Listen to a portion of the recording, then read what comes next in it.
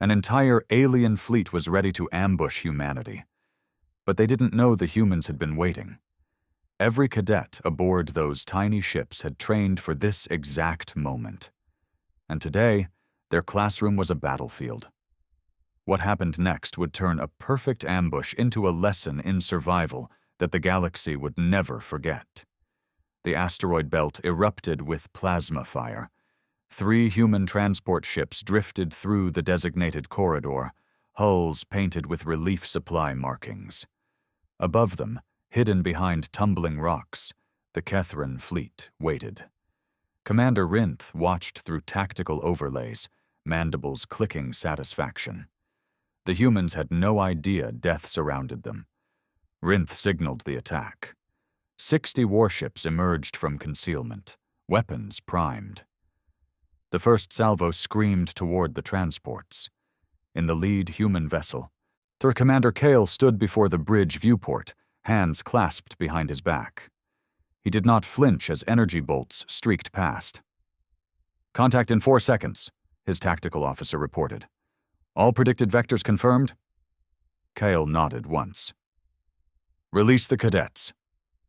The transport bay doors opened, not cargo containers but combat pods.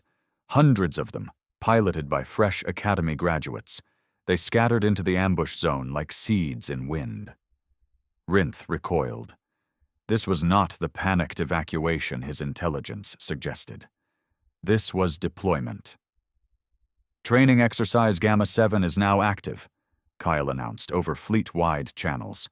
"Cadets, you have studied this exact scenario for 6 months. Today, you face the real version. Survive. Learn. Excel." The Kethran formation wavered. Rynth's second-in-command turned to him, a confusion radiating from every gesture. "They knew. How did they know?" "It does not matter," Rynth hissed. "We still outnumber them 6-1. Advance." The alien warships surged forward. Human cadets scattered, some freezing in terror, others executing textbook evasive patterns. Plasma bolts carved through 3 pods. 5 more. 10. Kyle watched each loss with cold calculation, mentally noting which maneuvers failed, which succeeded. Aboard his flagship, Rynth felt the first tremor of doubt. The human formation was reforming, not fragmenting. Young pilots who should have panicked were instead adapting, using debris fields and gravitational eddies exactly as their destroyed comrades had not. They were learning in real time. "Sir," Kale's communications officer said quietly, "but Cadet Horus is requesting permission to break formation and engage the command ship directly." Kyle pulled up the young pilot's file.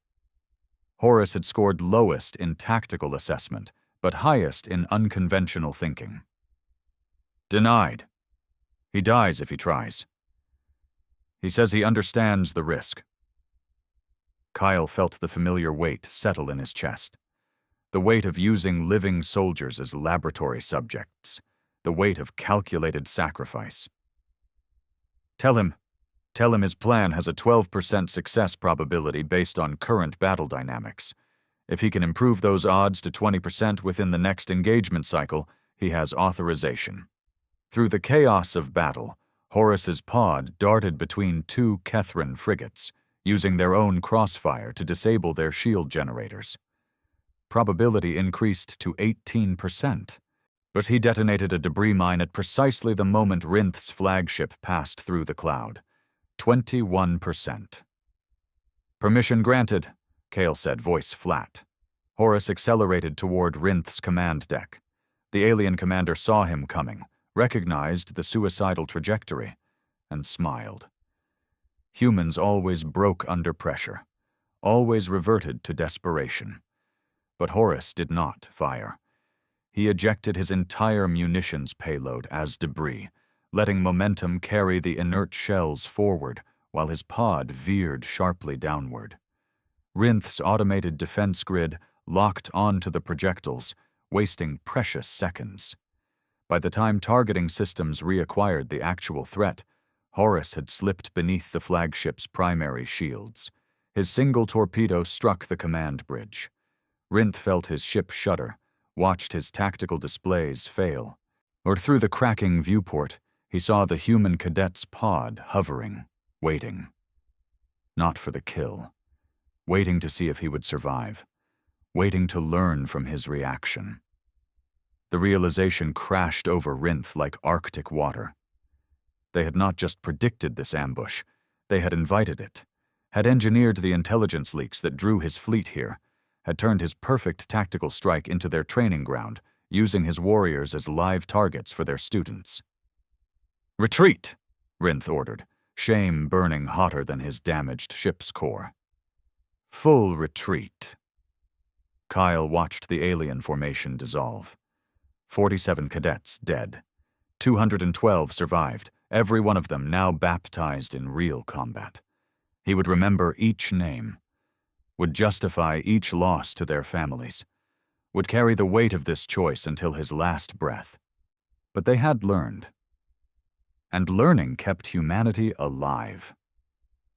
If you want to see more stories about human adaptation and tactical evolution, remember to like and subscribe. Because in the vast darkness of space, the greatest weapon is not strength or speed. It is the willingness to turn every threat into a lesson.